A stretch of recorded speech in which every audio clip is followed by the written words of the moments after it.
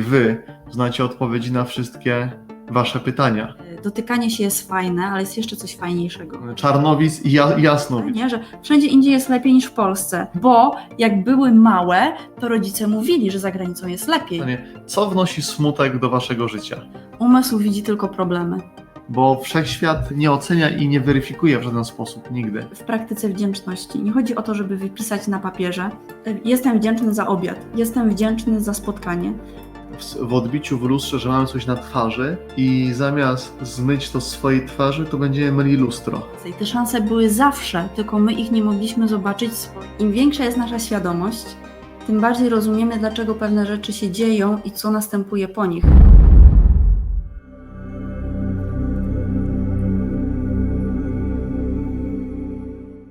Dobra, słuchajcie, to jest standardowy model atomu Bora. I co my na tym widzimy? Orbity, po których krążą elektrony. W środku jest jądro. Im dalej jest od jądra, tym energia jest wyższa i jest lżejsza.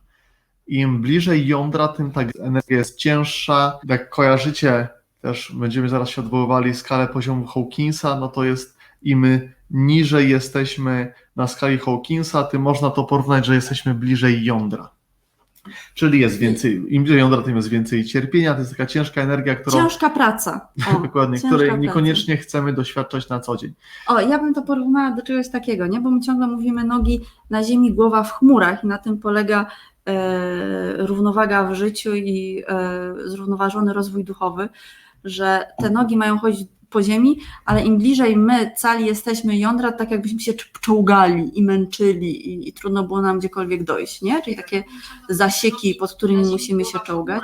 A im dalej jesteśmy od jądra, tym bardziej jesteśmy tacy lżejsi, bardziej prosto stoimy, ta głowa ma szansę wejść w chmury i sobie pobujać w obłokach. I słuchajcie, elektron, żeby przeskoczyć na tą wyższą orbitę, potrzebuje otrzymać porcję światła. Inaczej mówiąc, świadomości. No właśnie, bo my często mówimy na przykład, że można uzdrawiać światłem, nie? Albo podczas medytacji wyobrażamy sobie światło. Więc jeżeli dodamy trochę światła, czyli świadomości, bo od świadomości wszystko się zaczyna i ta świadomość jest związana z miłością, bo to jest to uczucie, do którego wszyscy dążymy, to wtedy następuje skok. I tak też jest z nami, czyli my energię zyskujemy w postaci uczuć i wtedy wskakujemy na te wyższe orbity, a oddajemy ją w postaci emocji. Czyli jeżeli zasilamy jakieś rzeczy emocjami, czyli wchodzimy w jakieś sytuacje, które powodują u nas ten wyrzut emocji i z reguły negatywnych emocji, bo za to odpowiadają nasze przekonania, które w ilu procentach sterują naszą podświadomością? To zależy, ile masz lat. 13. 13. To 95%. 95% w dorosłym życiu prawie. Więc w większości te nasze emocje i te nasze reakcje są negatywne i wtedy my przeskakujemy, czyli jakby inaczej, tracimy tą energię. Jak tracimy energię, to znowu wracamy tak jak foton bliżej jądra, gdzie ta energia jest cięższa, gdzie jest opór przede wszystkim. Czyli im bliżej jądra, czyli im niższe poziomy świadomości, im bliżej jądra, tym jest większy opór, a im wyżej jesteśmy na tych naszych orbitach, im nasza energia jest wyższa i na tych poziomach świadomości Hawkingsa jesteśmy wyżej, tym jest lżej, łatwiej i przyjemniej. Ines napisała, że pamięta, jak Kaszpirowski leczył przez światło telewizyjne. No właśnie, znamy takich uzdrowicieli, nie? Kaszpirowski albo Zbyszek Nowak, gdzie gdzieś tam na odległość przesyłali swoją energię. Otóż takie zdolności ma każdy z nas, tylko trzeba je wyćwiczyć, a ćwiczymy to swoją świadomością i praktyką. Także każdy może być Kaszpirowskim czy Nowakiem. Oczywiście ktoś będzie ma więcej doświadczenia, bo zbiera je z różnych żyć, jest bardziej otwarty w tym momencie, bardziej to czuje, ale bez względu na to, gdzie jesteśmy w naszym rozwoju, każdy ma do tego możliwość. To jest tak jak nauka matematyki.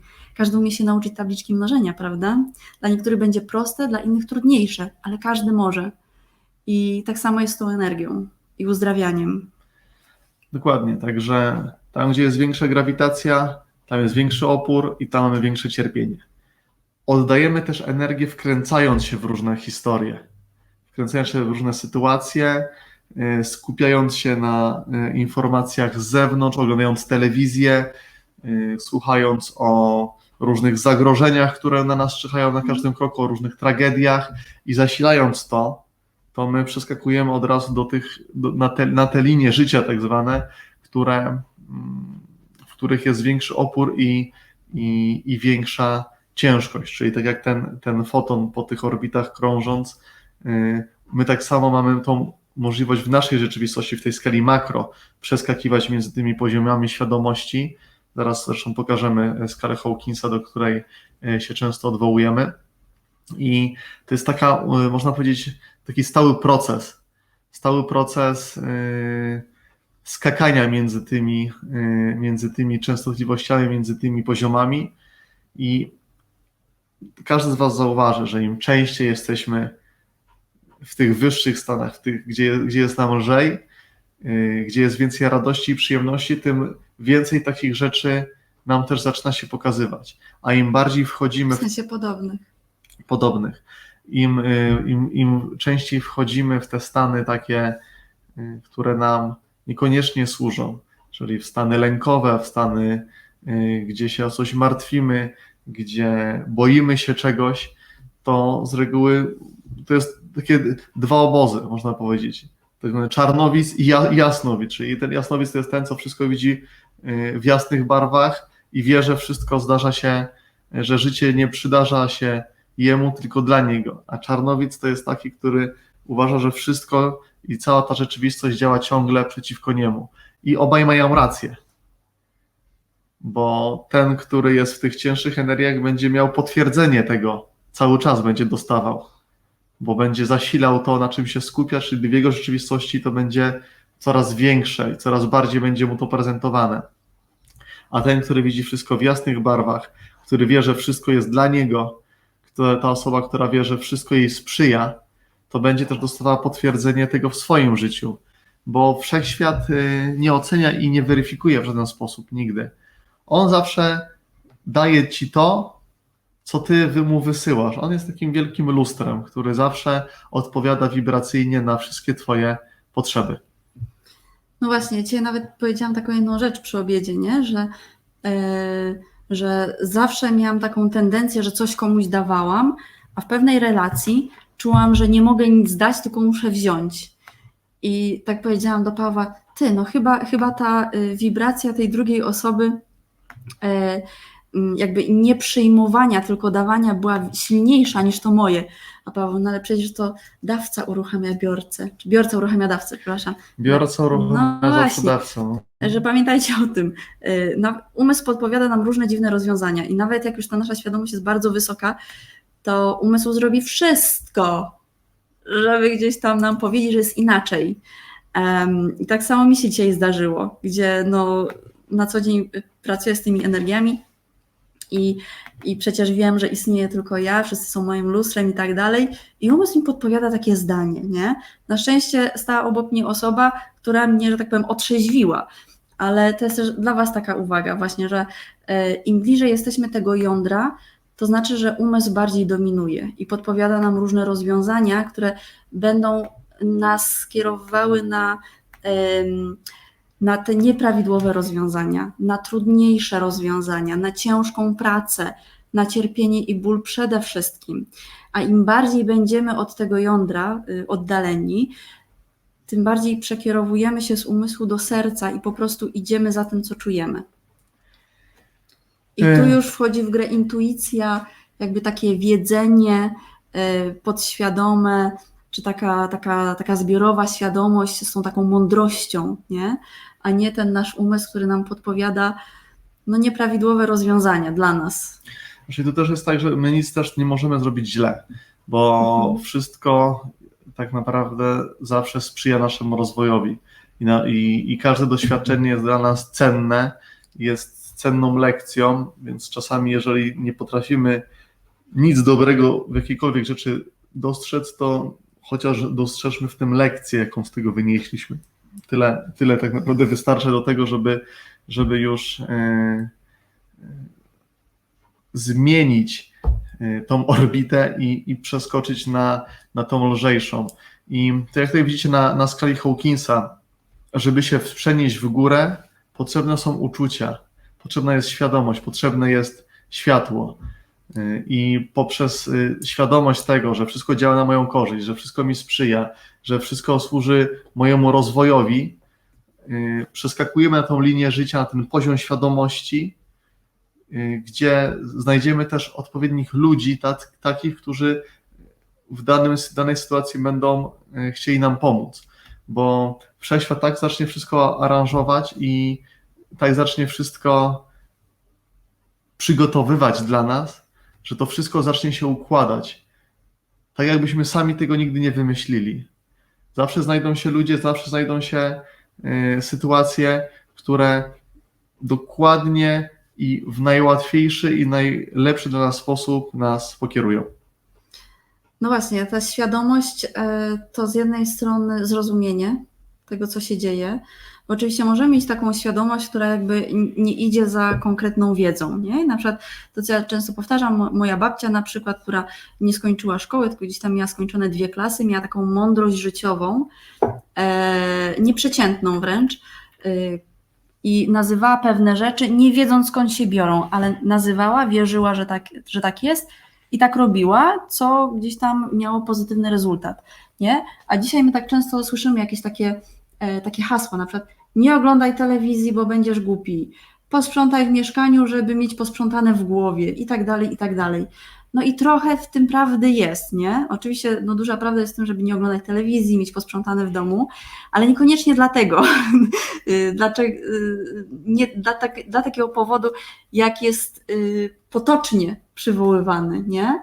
No bo to, co powiedziałeś, oglądając telewizję, po prostu oddajemy swoją energię, nie? Ta energia idzie do tego, co jest emitowane w tym pudełku, między innymi. A sprzątając na przykład w domu, jesteśmy w stanie zarządzać naszą energią łatwiej, po prostu, bo sam proces sprzątania to już jest jakieś tam ukierunkowanie naszej energii. Oczywiście na to są konkretne procesy, których łatwo się można nauczyć, ale za sprzątaniem idzie pewnego rodzaju wiedza. Za nieoglądaniem telewizji też idzie pewnego rodzaju wiedza, nie? I ta wiedza pozwala bardziej i częściej to robić, albo tego nie robić. Że to też nie chodzi też o samo oglądanie telewizji, bo to wiadomo, to jest, myślę, że większość z Was pewnie już jej nie ogląda, skoro tutaj z nami jesteście, ale zasilać energią możemy wszystko w ciągu naszego dnia, możemy zasilić jakąś rozmowę z osobą, która do nas zadzwoni i zamiast ją uciąć, to będziemy wchodzili w tą sytuację i w te emocje. Możemy zasilić daną sytuację, ktoś nam zajedzie drogę i zamiast to odpuścić i jechać dalej, to my wyładujemy się emocjonalnie, albo powiemy, jak on mógł tak zrobić, albo jak on mógł mnie tak potraktować, albo będziemy na kogoś czekali, on nie przyjdzie i będziemy mówili, jak on się mógł spóźnić, dlaczego zawsze muszę na wszystkich czekać. I takich sytuacji każdy ma mnóstwo w ciągu dnia, gdzie tą energię naszą drogocenną rozładowywujemy i wpuszczamy w miejsca, które tak naprawdę nie chcielibyśmy, inaczej, nie też, że nie chcielibyśmy, po prostu oddajemy swoją energię. A jak oddajemy swoją energię, to automatycznie spadamy na te cięższe orbity.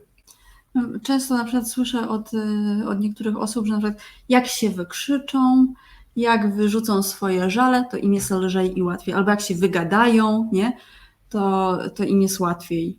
Tak naprawdę niekoniecznie tak to działa, jak nam się wydaje, nie? Nas tak uczą, żeby opowiadać o sobie, co jest oczywiście dobre, ale takie żalenie się, narzekanie, trochę biadolenie, tak, to jest, czy umartwianie się, martwienie i tak dalej, wbrew pozorom wysysa z nas energię, a nie daje nam lekkości. To też pamiętajcie o tym. Nie? Dokładnie. Słuchajcie, napiszcie jedyneczkę ktokolwiek, chociaż raz dziennie ma taką sytuację, gdzie gubi tą uważność i wchodzi w jakąś sytuację, którą jak teraz o niej myślicie, to moglibyście całkiem inaczej na nią zareagować. No, zobaczymy, kto tak ma. Zobaczymy, bo może wy tak już nie macie na przykład. Dokładnie. Aczkolwiek no, większość ludzi tak ma, nie? Bo nie kontrolujemy siebie przecież przez cały dzień i nie jesteśmy w stanie siebie kontrolować. Ale też nie o to chodzi, żeby siebie kontrolować, bo co to by było za życie, gdybyśmy musieli kontrolować każdą swoją myśl, każdą swoją emocję i każdą swoją reakcję. Piekło na ziemi. Nie? Piekło, czyli to jądro atomu, a my chcemy iść jak najdalej.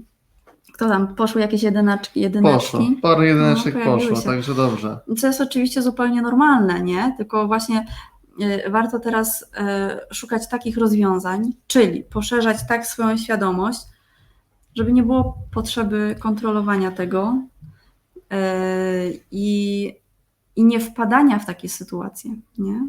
Dokładnie. Myślę, że tak naprawdę jak sobie szczerze odpowiemy przed sobą, to każdy przynajmniej raz dziennie daje się wyprowadzić z równowagi lub zachowuje się tak, jak nie chciałby się zachowywać. Po waszych warsztatach prawie w ogóle, Żanetka, super. No, Żanetka, jesteś pilną uczennicą, więc to jest naturalne u ciebie, że tak jest, ale super, fajnie. No. O to właśnie chodzi. Paulina pisze, ja relatywnie rzadko, ale w bliskich relacjach częściej. A no właśnie, No. bo co nas interesują obcy ludzie, można powiedzieć. Z nimi nie mamy problemu, jak nam ktoś powie na przykład, że jesteśmy głupi albo że brzydko wyglądamy, bo to jest ktoś obcy. Ale jak to powie nam bliska nam osoba, no to wtedy już się zaczynają schodki, a tak naprawdę to nie ma żadnej różnicy. Bo, Słuchajcie, ja dzisiaj zapytałam Pawła, mogę powiedzieć? no nie wiem, jak powiesz, to ci powiem. Ja dzisiaj zapytałam Pawła, jak wygląda moja pupa? A Paweł, jakbyś miała inne dżinsy, to by wyglądała lepiej. Ja. No i wiecie, i co ja mogłabym odpowiedzieć? Bo Magda zażądała szczerej odpowiedzi, więc ja, jeżeli jeszcze chodzi o szczerość, to ja jestem szczery. Więc normalnie, klasycznie, to mogłabym albo tam liścia strzelić, albo focha, nie? No ale tak popatrzyłam i mówię, dobra, i tak lubię te dżinsy i będę je nosić. No i tyle. I tą bluzę też, nie? I bluzę Bo też. to jest komplet. Właśnie, Ola, ale potwarz, nie? No ale chodzi o to właśnie, na co my reagujemy, nie? I o ile na przykład w pewnych sytuacjach jesteśmy w stanie się nauczyć, że możemy zareagować inaczej, to chodzi o to właśnie, żeby niekoniecznie też się uczyć, tylko żeby to już coraz bardziej naturalne było, nie? Że mamy do czegoś dystans, że się śmiejemy z tych rzeczy, że one po prostu tak przepływają koło nas, że ta energia, bo energia słów, energia związana z intencją, słowa mają dużą moc. Żeby ona tak i poszła dalej, nie? I po to potrzebujemy mniej więcej czyste mieszkanie, między innymi, na przykład. Po to potrzebujemy umiejętności dobrego zarządzania swoją energią i po to potrzebujemy umiejętnego gospodarowania tą swoją energią, tak żeby właśnie w takich sytuacjach, jak ktoś tak się bezczelnie odezwie, jak ja do Magdy dzisiaj, żeby nie wchodzić w to Czyli zmieniasz zeznania? Nie. Prawda ponad wszystko. Chcę teraz wypaść w lepszym świetle. Więc musimy częściej się z wami łączyć, to ja będę miała więcej komplementów po prostu. Dobra.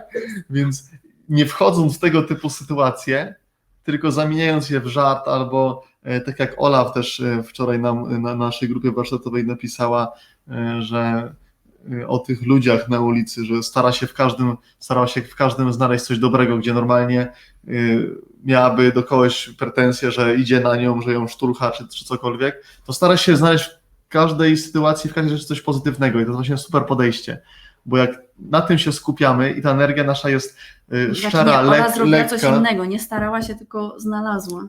A dokładnie, nie? Co innego starać się, a co innego robić. Znaleźć taką pozytywną rzecz w każdej sytuacji, bo w każdej sytuacji można taką pozytywną rzecz znaleźć i jak się na niej skupimy, to tylko ten efekt tej sytuacji może być dla nas pozytywny. Bo ja już wam nieraz mówiłem, że każda sytuacja jest w gruncie rzeczy neutralna, czyli przychodzi z tym ładunkiem zerowym i tylko od nas zależy, jak my na nią zareagujemy. I tylko od naszej reakcji zależy efekt końcowy, czyli tylko my determinujemy efekt końcowy, jaki z danej sytuacji wyniesiemy. Czyli jeżeli przyjmiemy, że ta sytuacja jest dla nas dobra, to tylko taki pozytywny efekt z niej możemy wynieść.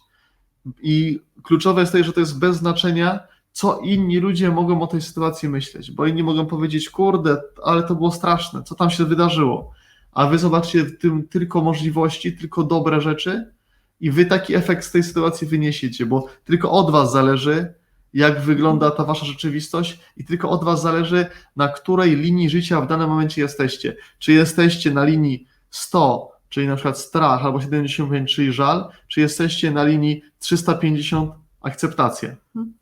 No właśnie, bo poniżej 200, tak jak już Paweł wspomniał, jesteśmy bliżej jądra i umysł widzi tylko problemy. Koncentruje się na problemach, koncentruje się na braku. Im dalej jesteśmy od jądra, czyli powyżej 200, tym widzimy szanse. I te szanse były zawsze, tylko my ich nie mogliśmy zobaczyć swoim fizycznym zmysłem wzroku. Wzrok po prostu tego nie widział, oko nie widziało. I teraz tak, co to znaczy, że elektron jest dalej od jądra? No mówiliśmy o tym, że ma więcej światła, ale kiedy ma więcej światła? Wtedy, kiedy szybciej drga, na przykład, nie? Dosłownie, szybciej drga. Rzeczy są lżejsze wtedy, kiedy mają wyższą wibrację, czyli szybciej Czyli drgają. musicie szybciej biegać na przykład, nie? Dokładnie. Tak. Ja na przykład szybko biegam. Paweł szybciej biega, więc mu szybciej drgają elektrony. Czasami szybciej biegam niż mówię i myślę, stąd te nieporozumienia. A ja za to zarządzam energią i też mi drga, nie? Więc sposobów jest wiele na to, żeby przyspieszyć to drganie czy częstotliwość swoich elektronów, ale najważniejsze to, żeby po prostu pracować, nie? Jedną z praktyk jest praktyka wdzięczności na przykład. Nie? Na przykład. Tą taką powszechną. Znaczy, metod jest kilka albo kilkanaście. Kilkaset.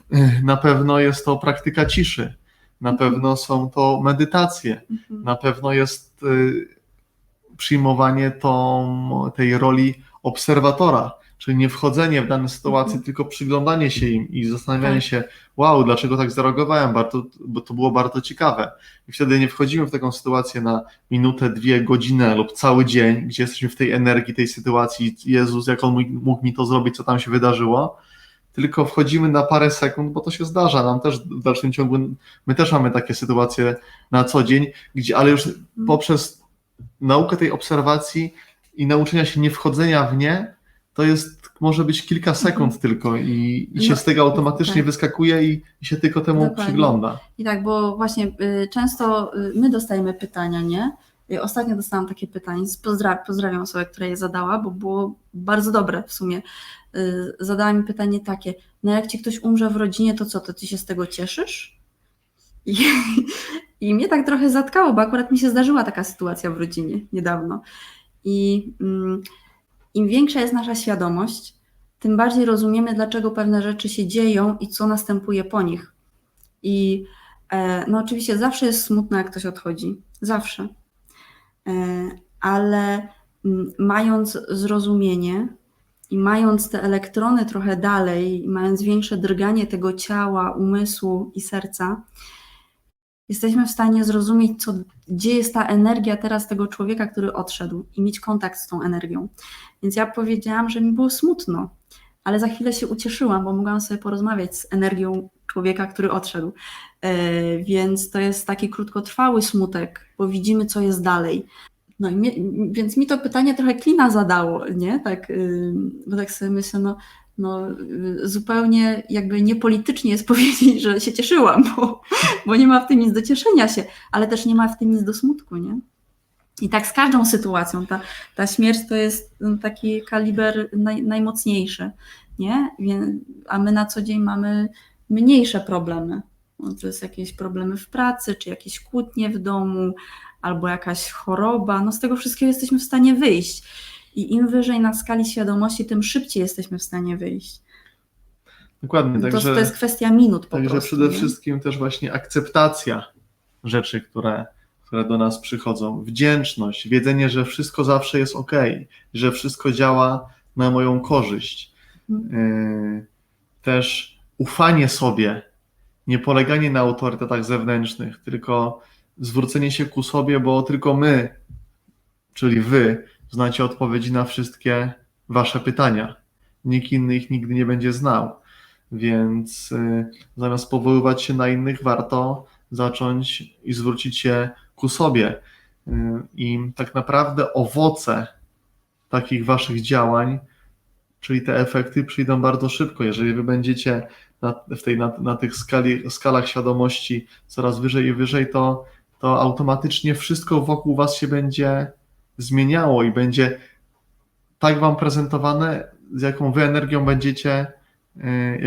będziecie wysyłać, bo to jest, tak jak mówiłem, wszechświat jest lustrem, on zawsze oddaje wam to, co wy mu wysyłacie. Jeżeli zasilamy energię, te cięższe, czyli te bliższe jądra, to te energie zawsze wracają zwielokrotnione. Więc, a im częściej jesteśmy w tych wyższych stanach i energiach, tym to za każdym razem to wraca do nas x razy. Po tej mojej opowieści trochę się smutno zrobiło na czacie, widzę, że napisała smutno dla nas, bo nie możemy przytulić fizycznie tej osoby. No tak, ale to jest tylko moja potrzeba, moje pragnienie, nie? A umiejąc jakby łączyć się z różnymi energiami, jesteśmy w stanie doświadczyć jeszcze czegoś lepszego. To tak jak na przykład budowanie w związku z partnerem. Dotykanie się jest fajne, ale jest jeszcze coś fajniejszego, bo z dotykania nie za dużo wyjdzie, poza tam może dzidziusiem na przykład, że tak sobie zażartuję. Z dotykania to ja nie wiem, jeszcze nigdy tak mi się nie udało przez dotyk. Jak Kaszpirowski. Ale słuchajcie, chyba Harry z Tybetu prędzej. A z dotykania się dusz jest jeszcze większa przyjemność, nie? To są te całe praktyki wschodu, gdzie się pielęgnuje właśnie połączenie dusz wśród par. Więc to jest jakiś tam kolejny etap poza tą taką naszą fizycznością, gdzie rzeczywiście czujemy swoje emocje, rozumiemy siebie, kochamy siebie bezwarunkowo i wszystko jakoś tak pięknie płynie.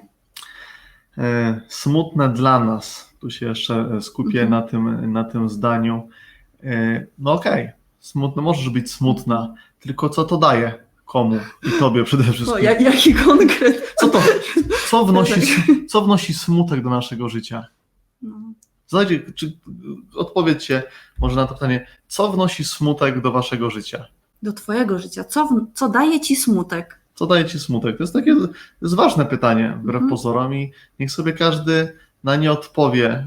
Możecie to napisać, możecie odpowiedzieć przed sobą, podzielić się, co daje wam smutek, odczuwanie smutku, co wam daje.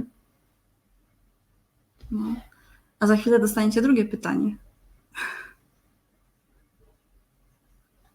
Znaczy chętnie się dowiemy od was, co wam przynosi, nie? Bo z punktu widzenia kobiety, energii żeńskiej, jestem w stanie powiedzieć, bo bardzo długo to praktykowałam. Może ujawnić brak czegoś, tak? Kontrast do radości. No tutaj... Że nie. Żaneta, pięknie napisałaś, ale to już tak naukowo trochę, nie? Że kontrast do radości, bo my nigdy o tym nie myślimy. Że jestem teraz smutna, to będę bardziej lubiła, jak będę wesoła, nie? Nie, bo to bardziej na zasadzie pamiętam, jaka byłam kiedyś szczęśliwa. Czyli... Nawilżenie oczu. Ola, serio? Taką solą? Woda z solą po prostu? To tylko ból. No właśnie, tak naprawdę smutek może dać jeszcze więcej smutku, bo to jest, możemy wrócić do pierwszego slajdu sobie. Smutek, melancholia jest przyjemne. I chciałam tutaj właśnie to, o czym zaczęłam mówić. Z punktu widzenia energii żeńskiej, która jest dosyć smutna niestety, bo energia żeńska lubi wchodzić tak empatycznie w problemy innych osób. Ja pamiętam, jak bardzo długo kiedyś pielęgnowałam w sobie melancholię. Bardzo. I jeszcze raz powiem, już to wcześniej mówiłam gdzieś tam na spotkaniach, że moim ulubionym filmem była Melancholia Larsa von Triera. I ten film oddaje wszystko, co jest związane z melancholią. To jest po prostu 2 godziny zawieszki takiej, nie? Mniej więcej. I lubiłam to. I pamiętam, na przykład czasami przychodziłam do domu gdzieś tam po szkole, coś przykrego się stało i ja na przykład wymuszałam w sobie płacz. Mi się wydawało, że ja wtedy jestem taka natchniona, bo jakiś wiersz napiszę, albo coś w pamiętniku takiego wyjątkowego. Ja myślałam, że to mnie napędza, bo ja kiedyś słyszałam, że wszyscy artyści właśnie pielęgnują w sobie smutek, bo to jest ich narzędzie do wyrażania siebie. Tak, to piękne. I słuchajcie, ale w dłuższej perspektywie im więcej mamy tego smutku, tym więcej energii oddajemy na zewnątrz i tam się kumulują choroby wtedy. Kumuluje się apatia, kreatywność maleje. Im więcej mamy smutku, tym kreatywność maleje. nie jesteśmy produktywni, jesteśmy coraz mniej produktywni i tak dalej. Popatrzcie sobie na tych naprawdę sławnych artystów, jak długo oni żyli, nie? Coś w tym musi być. Trochę. Ten smutek też często, że tak powiem, wprowadza taki moment, że mamy już dosyć i wtedy na przykład często zaczyna się branie używek, które zmieniają chemicznie cały organizm, nie? Więc długoterminowy smutek jest bardzo destrukcyjny dla organizmu, po prostu, bo nie ma energii do regeneracji. Jak sobie popatrzycie tutaj na ten slajd, smutek, czyli gdzieś tam te poziomy, no to jest poczucie wstydu, winy, apatii, żal, strach, złość, to jest wszystko poniżej 200, jesteśmy w niedoborze energetycznym, bo ciało, żeby miało zachowaną jakąkolwiek równowagę, musi mieć minimum 200. Proste pytanie do Was, odpowiedzcie szczerze. Kiedy macie więcej ochoty do działania? Kiedy jesteście w poziomie smutku, czy jesteście na poziomie na przykład radości? Kiedy macie więcej energii? Mocy. Powera, Kiedy chce Wam się żyć, działać, luzu, tworzyć? relaksu.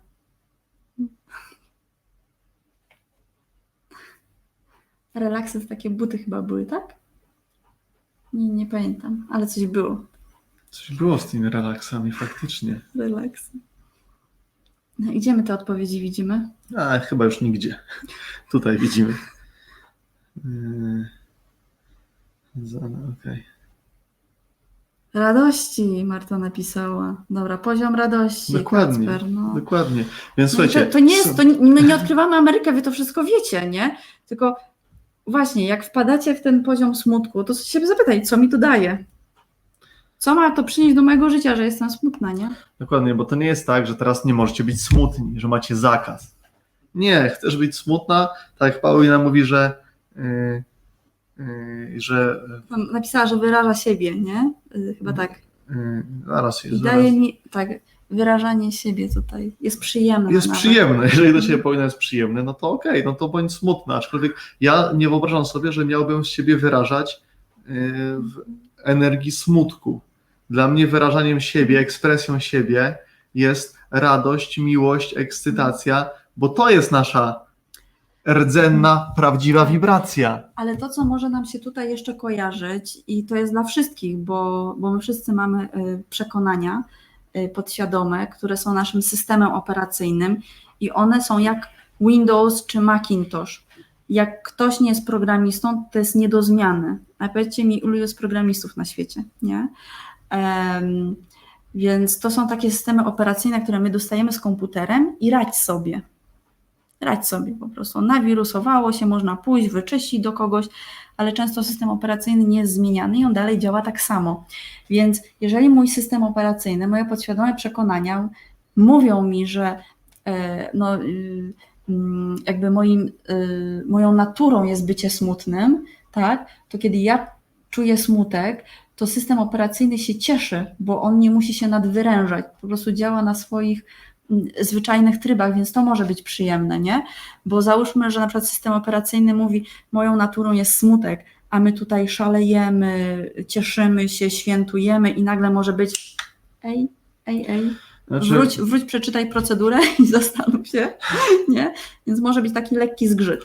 że to jest tak, że nam w naszej tutaj polskiej rzeczywistości jest dużo łatwiej wyrażać smutek niż radość, bo jesteśmy tak tego nauczeni.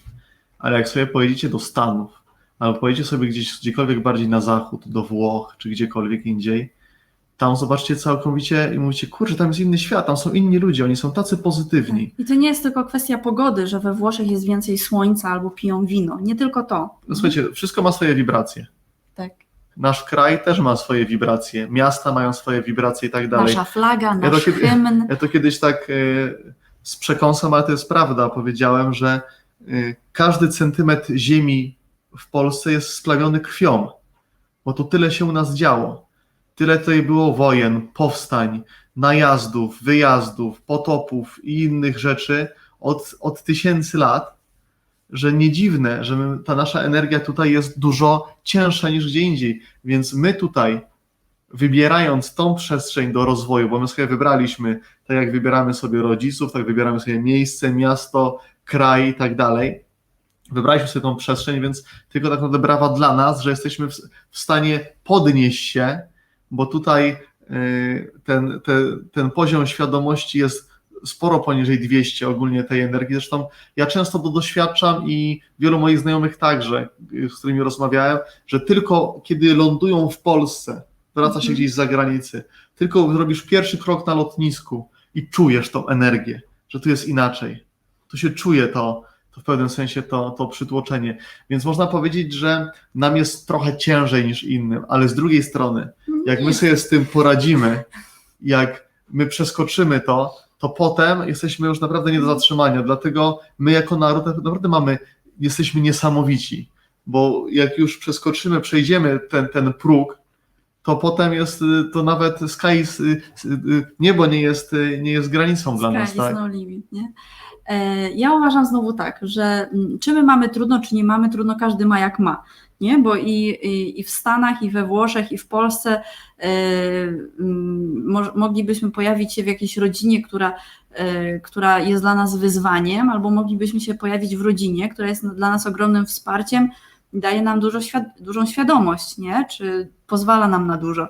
Więc oczywiście ma to też znaczenie, jakie te pola atraktorowe mamy wokół siebie, czyli jacy ludzie, z jaką energią, jakie sytuacje, okoliczności, ale no nie oszukujmy się, to jest wszystko tutaj, nie? Więc jeżeli ja sobie powiem, że, bo to jest też często u nas też się o tym mówi, że za granicą to jest lepiej, przecież my mamy taką tendencję w Polsce, nie? Że wszędzie indziej jest lepiej niż w Polsce. A na przykład kiedyś pamiętam, jak mi koleżanki próbowały przemówić, że o Jezu, znowu jesteś z Polakiem, to będzie do dupy, powinnaś sobie kogoś z zagranicy znaleźć, bo ci faceci za granicą to są jacyś tacy lepsi. I ja tak słyszałam bardzo, bardzo długo, nie? Od takich moich starszych koleżanek, które powyjeżdżały i znalazły mężów za granicą.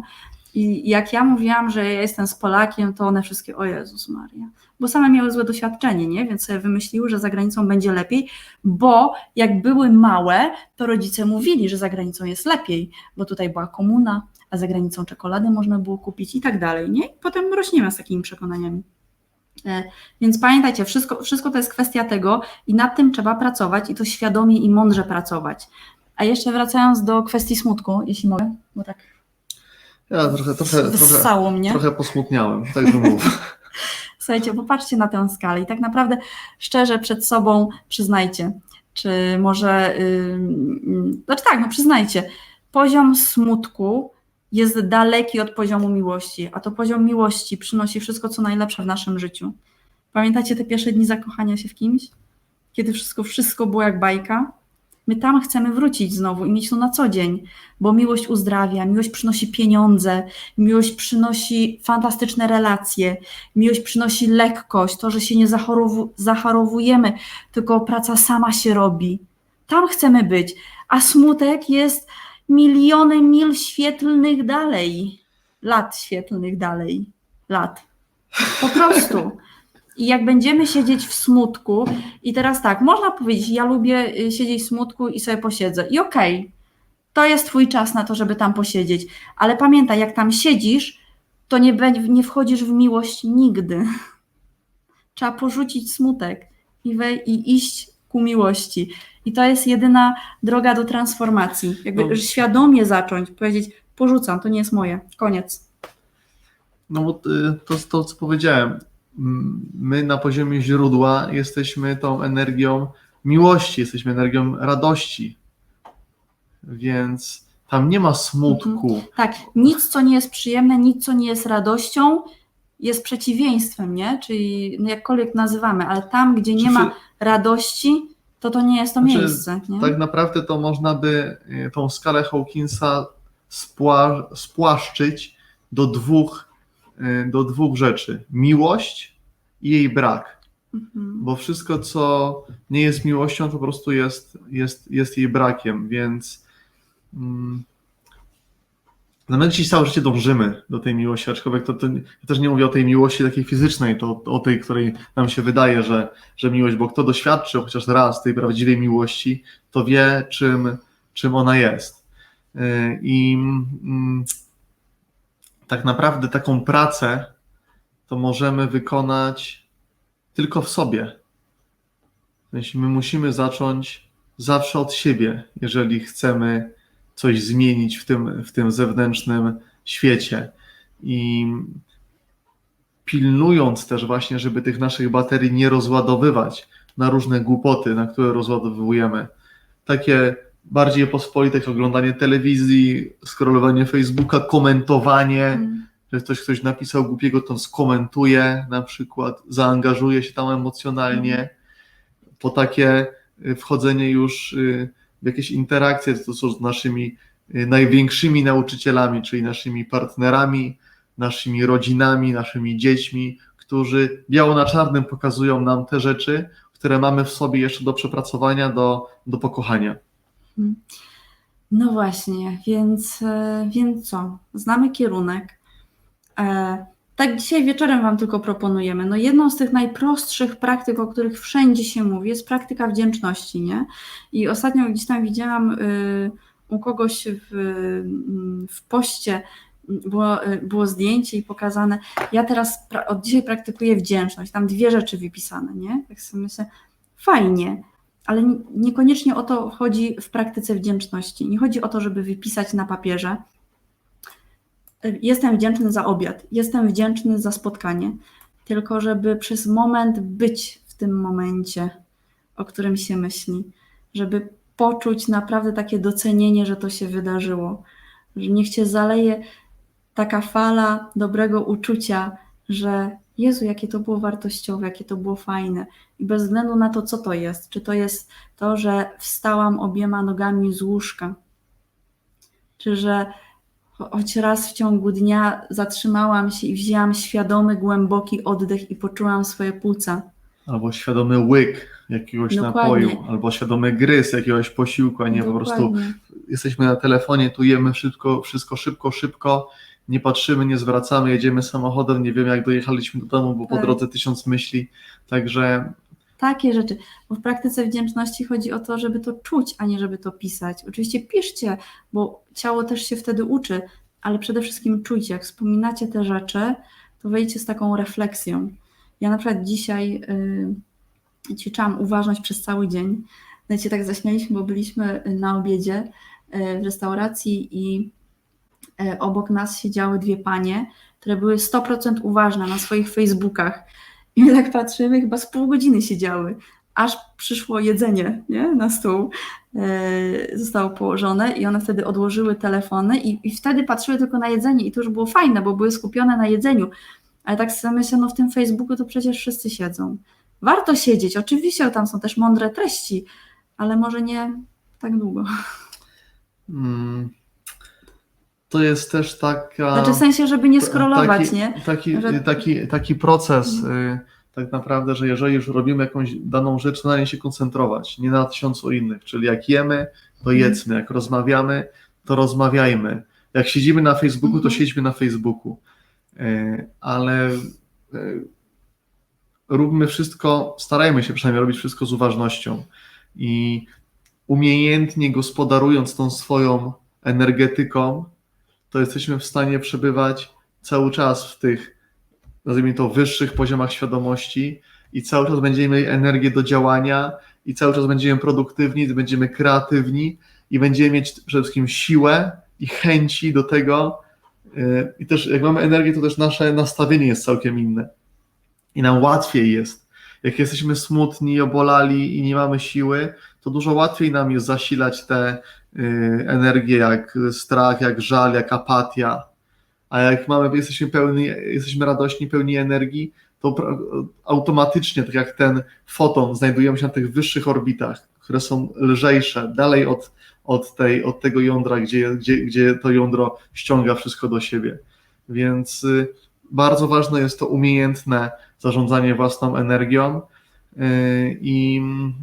Właśnie, czyli ukierunkowujcie swoją uwagę, swoją energię na te rzeczy, które chcecie zasilać, a nie na te rzeczy, które chcecie, żeby zasilały was. Nie? Dokładnie. Czyli, Swoją niską energią. O. czyli po prostu zasilajcie to, co chcecie, a nie to, czego nie chcecie. I w tym stanie jest bardzo łatwo znaleźć i złapać to swoje flow. To jest, jesteśmy tak niesieni tą lekkością. I wtedy dużo łatwiej nam też złapać połączenie z samym sobą, bo to jest nasz naturalny stan. A jak łapiemy połączenie z samym sobą, to łapiemy też ze sobą raz, że większy kontakt, a dwa, ten nasz wewnętrzny głos jest dużo lepiej słyszalny. I te nasze decyzje będą też dużo lepsze, bo one nie będą wypływały z umysłu, tylko będą wypływały z naszego prawdziwego ja, czyli ta intuicja, o której tyle też mówimy, uczulimy się na nią, czyli tylko będąc w tych wyższych stanach jesteśmy w stanie wejść w ten, tak jak powiedziałem przed chwilą, stan flow. No tak. Napiszcie jedno słowo, które zabieracie dzisiaj ze sobą. Coś, co może was poruszyło, zainspirowało albo dało do myślenia. Coś, co jest tylko wasze. Takie słowo do dziennika. Co byście dzisiaj ze sobą chcieli zabrać? I jedno słówko napiszcie, tak. które dzisiaj zabieracie ze sobą. W praktyce obecności jest też ćwiczenie na to, żeby jakby być zaangażowanym i czerpać z każdej rozmowy, bez względu na to, jaka to jest rozmowa. Czy rozmawiamy z panią w warzywniaku, czy z sąsiadem wyrzucając śmieci, czy z kompletnym jakimś nieznajomym, który gdzieś tam, nie wiem, jechał i nas potrącił, czy na takich spotkaniach jak my dzisiaj, czy przy obiedzie z rodziną i tak dalej, żeby z każdej rozmowy wyciągnąć coś. Ja mam swoje. Foton, znaczy w sensie światło. Zabieram ze sobą światło, bo my dużo o tym świetle mówimy, znaczy w sensie dużo się mówi o tym świetle, nie? Że na przykład uzdrawianie światłem i tak dalej, a światło to jest tylko i wyłącznie nasza świadomość. Jak my nadamy czemuś świadomość, nie utożsamiać ze słowem prawda, bo to nie te kierunki, ale jeżeli nadamy czemuś swoją świadomość, zrozumienie, poczucie czegoś, to te cząsteczki zaczynają szybciej drgać. Po prostu. Także świadomość. Słuchajcie, napiszcie, zrobimy tak energię. jeszcze, napiszcie jedyneczkę, kto jutro będzie chociaż jedną rzecz starał się zrobić z uważnością. No to jest super ważna Jedną praktyka. rzecz, lepiej zacząć od rana. Albo w momencie, kiedy złapie się, że gdzieś podróżuje myślami i nie jest obecny, bo samo zobaczenie, że się nie jest obecnym, sprawia, że zaczynamy być obecni, że już jesteśmy w tu i teraz. Więc jeżeli się złapiecie, wyskoczcie z tego i zobaczcie, bo z czasem zaczniecie się coraz szybciej na tym łapać, że podróżujecie w myślach zupełnie bez sensu i tą energię gdzieś rozdajecie na lewo i prawo. A ta energia jest nam potrzebna do tego, żeby być w pełni formy zarówno fizycznej, jak i tej psychicznej. Tak, wasza obecność i uważność sprawia, że macie więcej energii, po prostu, nie? To jest taka ciekawostka, jako jedna z takich najprostszych praktyk. Proszę, kto tu będzie jutro uważnie coś robił? Marta, Kacper, Beata, Ines, Ewa, wszyscy wspaniale. Madzia, Agnieszka, wspaniale. Patrycja, Małgorzata, Sabina, Franciszka, Urszula, Hania, Teresa. Dobra, a teraz jeszcze jedna rzecz dla was. Możecie napisać albo zachować dla siebie, co zrobicie z uważnością. To jest konkret. Nie, że coś zrobię, tylko co. Więc jak zaplanujecie, to jest większe prawdopodobieństwo, że zrobicie. Tak jak my na warsztatach, nie? Często zadajemy pytanie, jest zawsze praca w grupach, zadajemy pytanie, co zrobisz? I nie będę robić tego, nie będę robić tego. Na przykład na początku często tak ludzie formułują zdania, a potem konkretnie jedna rzecz, nazwij, nie? Na przykład. I wtedy już nie jest nie będę jeść kanapki, tylko zrobię zapiekankę i powącham ją, na przykład. Zjem sobie borówki, no i super. To już jest konkret. Tak, wszystko, co będzie możliwe. To dużo. Wszystko to dużo. Tak jak nigdy to długo. Ale jest podpórka, co będzie możliwe. Zawsze można się wytłumaczyć, no to akurat nie Nie było było możliwe, możliwe. więc nie zrobiłem. Posprzątam. Dlatego mówimy No, o konkretach, no. żeby napisać jedną konkretną rzecz. Bo wtedy też tę rzecz zasilacie energią, a to jest ważne, o to nam chodzi. My po to się tu spotykamy, żeby siebie zasilać energią i żeby coś konstruktywnego z tego wyszło, nie? Wysłucham, porozmawiam, pobawię się z wnukami i pięknie. Super.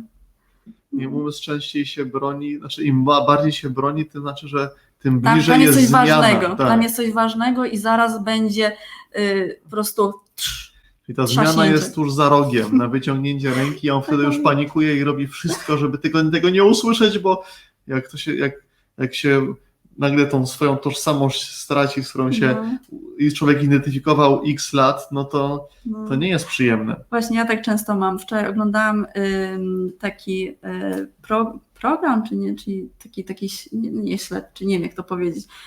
Gość po prostu, że tak powiem, wyszukiwał fakty dotyczące Atlantydy i oglądałam jego reportaż i ciągle mnie zacinało na jednym zdaniu. Wie, co to było? Co to było? I chyba z 10 razy przewijałam. I jak usłyszałam to zdanie w końcu, tak wow, ma to sens, połączyło to wszystkie kropki. Ale to mi chyba z pół godziny zajęło, nie? Bo ja tak ciągle przewijałam i nie mogłam trafić, przewijałam i nie mogłam trafić. Więc ten umysł nie chciał usłyszeć tego zdania. Dokładnie. Nie jesteśmy w stanie zmienić innych osób, tak na koniec jeszcze, bo to jest tak jakby próbować, jakbyśmy widzieli na przykład w odbiciu w lustrze, że mamy coś na twarzy i zamiast zmyć to z swojej twarzy, to będziemy myli lustro. To jest, tak jest z próbą zmiany innych osób. Efekt będzie taki sam.